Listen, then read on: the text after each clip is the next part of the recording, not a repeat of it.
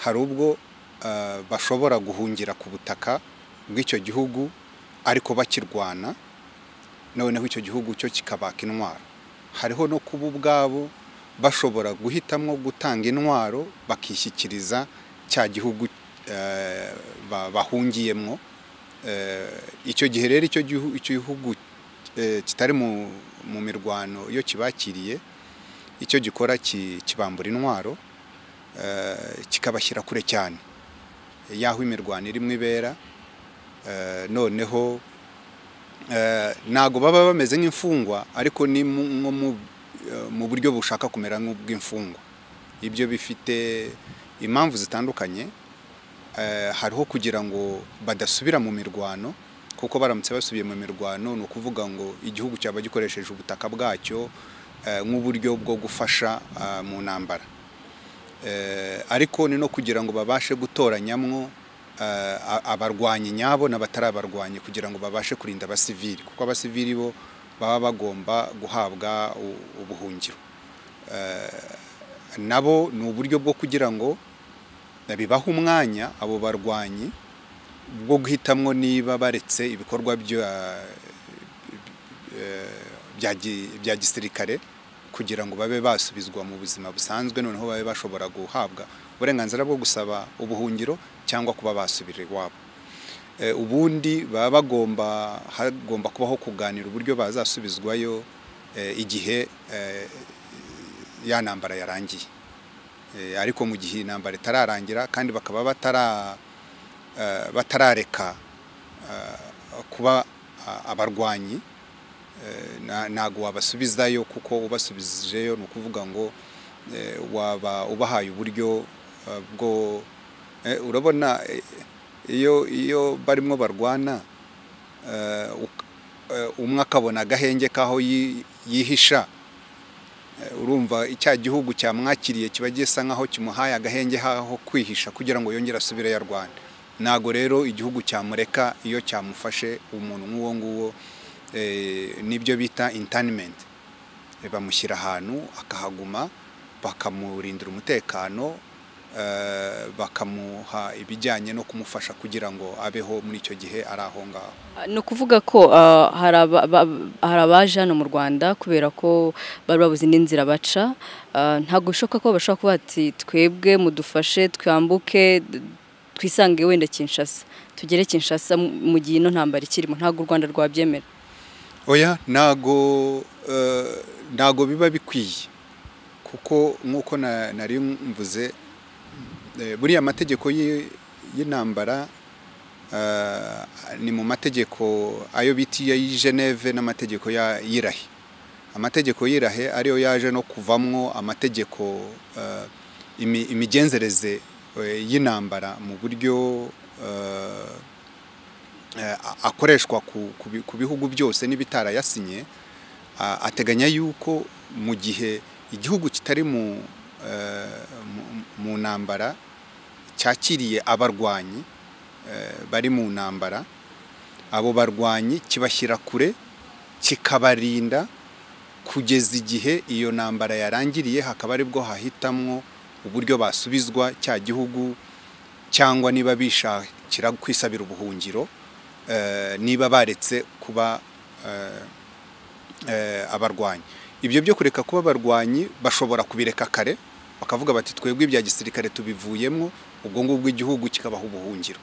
Ariko mu gihe batarareka yuko, kandi igihugu ntago kigomba kubahatira kureka kuba abasirikare b'igihugu cyabo, ni ukuvuga ngo icyo bakora babashyira nyine hantu babageneye, bakabarinda kugira ngo badasubira mu rugamba. U Rwanda na Repubulika ya Demokarasi ya Kongo ntibifitanye umubano mwiza, ndetse u Rwanda barushinja guhungabanya umutekano wa Repubulika ya Demokarasi ya Kongo, ariko ugasanga barushinja ibyo birangiye baruhungiyeho narwo rukabakira. Twarabibonye ejo. Ese bivuze iki?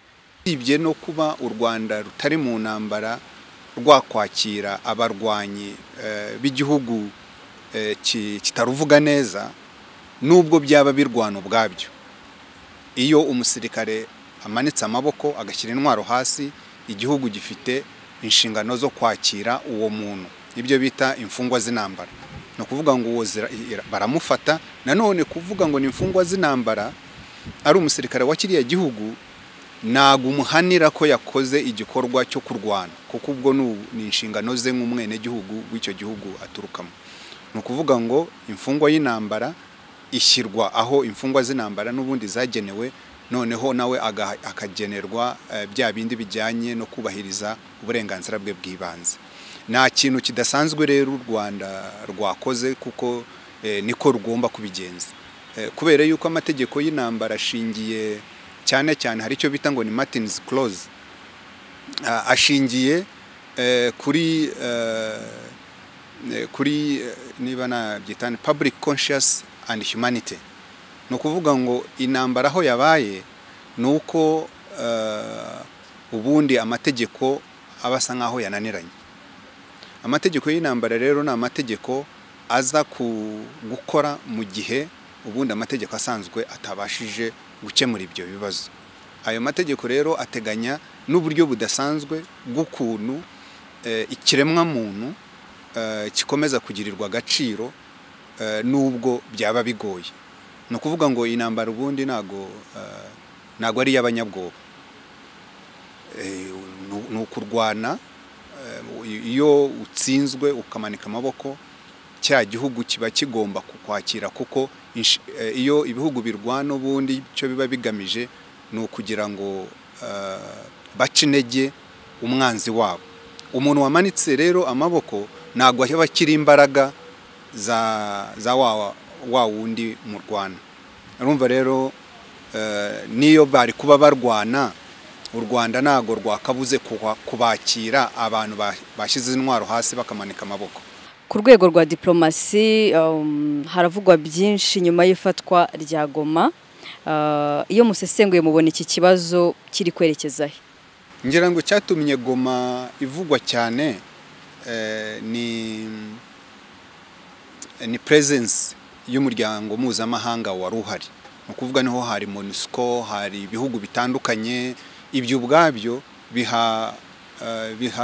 bizamurira agaciro Goma, kandi noneho ukaba ari n'umujyi ufite abaturage benshi, noneho n'umujyi uhana imbibi n'u Rwanda. Ibyo byose bituma Goma igira indi sura itandukanye n'ibindi bice byose M23 yagiye ifata.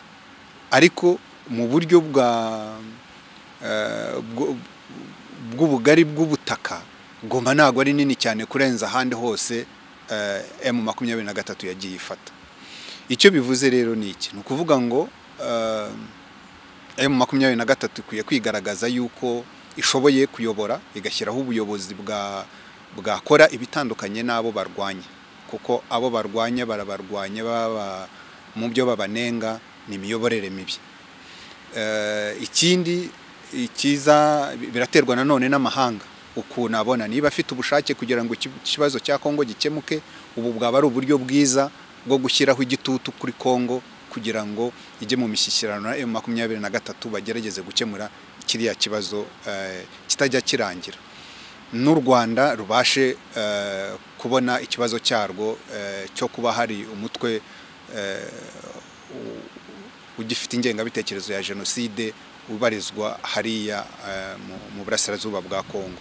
Ni uburyo bwiza, kimwe n'uko bwabo buryo bubi mu gihe abafite ububasha kubirimo bihabera bashatse kudakemura ikibazo cya Kongo. Amategeko mpuzamahanga agenga intambara by'umwihariko avuga iki mu gihe nk'umutwe w'inyeshyamba ufashe agace runaka kayoborwaga na leta? Icyo gihe ubuzima bw'abaturage bigenda gute, buyoborwa gute? Amategeko y'intambara kuko ni amategeko yashyizweho n'ibihugu. Amategeko mpuzamahanga ni amategeko ashyirwaho n'ibihugu. Usanga rero adaha cyane cyane uburenganzira imitwe yitwaje intwaro mu gihugu kimwe n'ibihugu. Kubera iki? Kubera yuko ntago baba bashaka kwishyira ku rwego rumwe.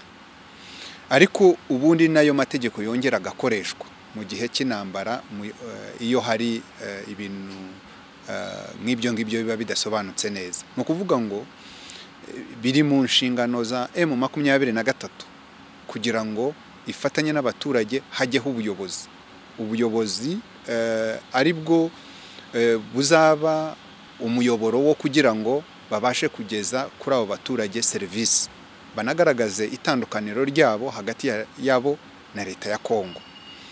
Naho batabashije kubikora ni ukuvuga ngo babiteshereje amahirwe yo kugirirwa icyizere, kubera yuko abaturage ubundi bakabaye babarebera mu bikorwa byabo birimo n'ukuntu bahabwa serivisi mu buryo bunyuranye n'uburyo leta ya Kongo yakoraga. Ubwo ku mupaka bigenda gute niba u Rwanda rwanaga ruhana imbibi na Kongo? Ubwo uruhande rumwe rucungwa n'ubuyobozi bw'u Rwanda, urundi ruhande ubuyobozi bwa Kongo Kinshasa. Ese ubu M23 noneho yafashe Goma iri ku mupaka uhana imbibi n'u Rwanda, biragenda gute? Byaterwa no ku mikoranire yahaba hagati y'u Rwanda na M23,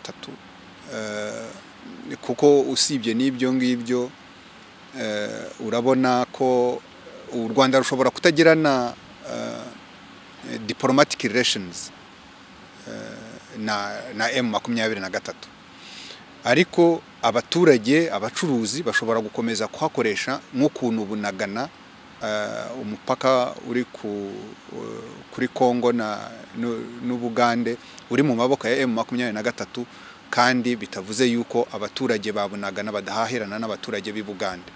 Ibyo ngibyo ni ibintu bitandukanye. Nawe uravuga yuko hari imibanire diplomatique hagati ya M23 na leta y'u Bugande, kubera yuko bari ku mupaka w'u Bugande na Kongo. Kimwe rero nuko bari ku mupaka ubu ngubu w'u Rwanda na Kongo.